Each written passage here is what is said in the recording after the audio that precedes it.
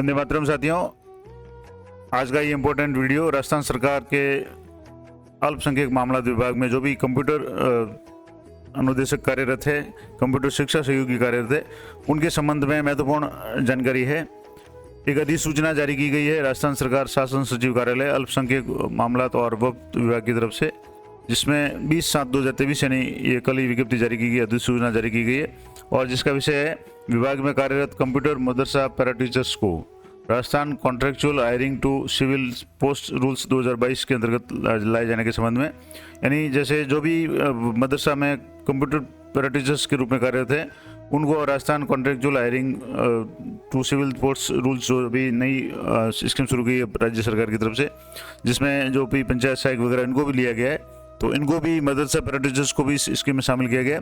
अब इसके लिए जैसे इसमें कुछ जो शर्तें वगैरह दी हुई है कि मदरसा बोर्ड से पंजीकृत मदरसों में कार्यरत कंप्यूटर शिक्षा सहयोगी जो विधि द्वारा स्थापित विश्वविद्यालय से स्नातक एवं ओ लेवल PGDCA न्यूनतम 1 वर्ष का अथवा BE या BTech या CS या IT या ES या BSc इन CS IT या BCA योग्यताधारी है, उनका पद नाम कंप्यूटर शिक्षा सहयोगी जो पूर्व में था उसके स्थान पर कंप्यूटर अनुदेशक परिवर्तित करते हुए, यानी जो कंप्यूटर शिक्षा सहयोगी नाम से थे अब उनको कंप्यूटर अनुदेशक के नाम से जाना जाएगा।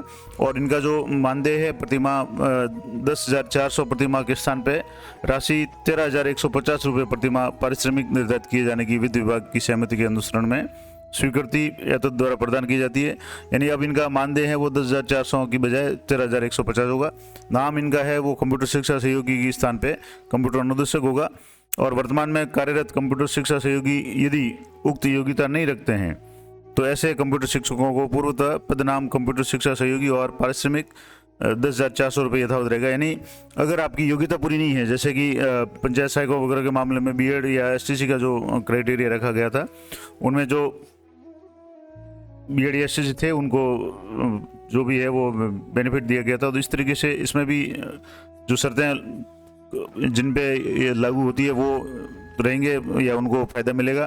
खास करके एक तो उनका नाम चेंज हो जाएगा कंप्यूटर अनुदेशक, और उनको जो प्रतिमाह राशि है वो 13,150 मिलेगी। अब उपरोक्त निर्धारित किया गया पारिश्रमिक है किन शर्तों के अधीन रहेगा, तो पहला है कि नियमों के अंतर्गत आने वाले पूर्व कार्मिक को उपरोक्त निर्धारित किए जा रहे मानदेय से अधिक पारिश्रमिक प्राप्त है तो ऐसे कार्मिक को वर्तमान में प्राप्त पारिश्रमिक को संरक्षित किया जाएगा। यानी अगर किसी कार्मिक को पहले से ही 13,150 या उससे ज़्यादा अगर पेमेंट मिल रहा है तो उनको कोई फायदा नहीं होगा, लेकिन उनका कम नहीं होगा। दूसरा, एजेंसी के माध्यम से अथवा जॉब बेसिस पर कार्यरत कार्मिकों को इन नियमों के अंतर्गत नहीं लिया जाएगा। यानी अगर किसी एजेंसी के थ्रू इनकी प्लेसमेंट एजेंसी के थ्रू अगर नियुक्ति हुई है तो वो इसमें शामिल नहीं होंगे।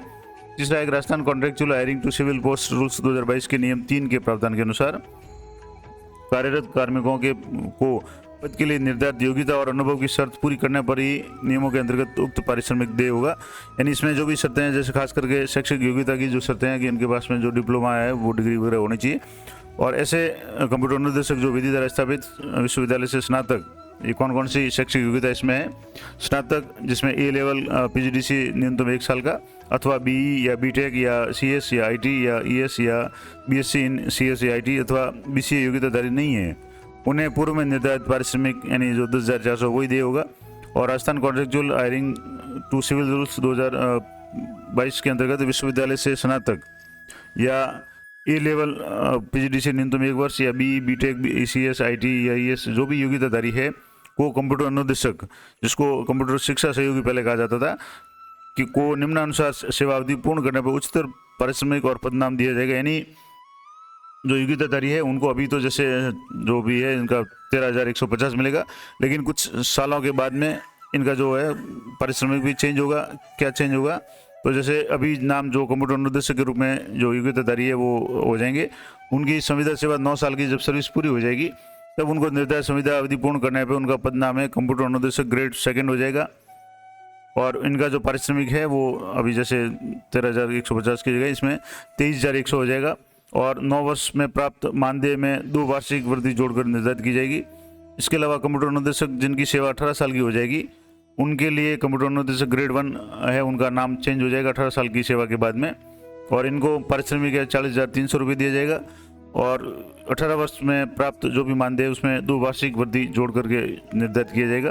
तो ये तो इम्पोर्टेंट अपडेट थी। अब कुछ और शर्तें हैं कि जो उच्चतर पारिश्रमिक है, यानी जो 9 साल और 18 साल की सर्विस होने के बाद में 23,100 और 40,300 रुपये जो मिलेंगे, उसके लिए क्या कुछ शर्तें हैं।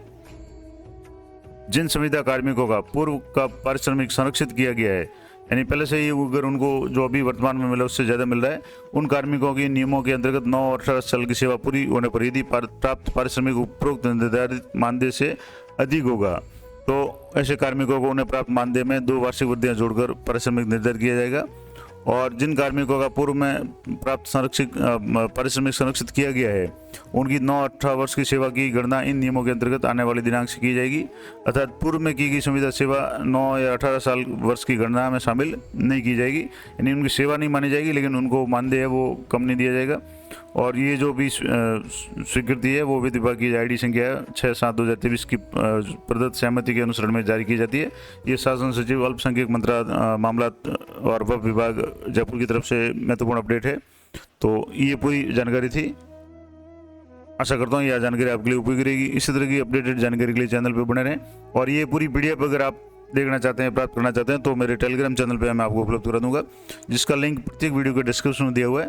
तो वहाँ से आप टेलीग्राम चैनल से ये आदेश या PDF है वो डाउनलोड कर सकते हैं।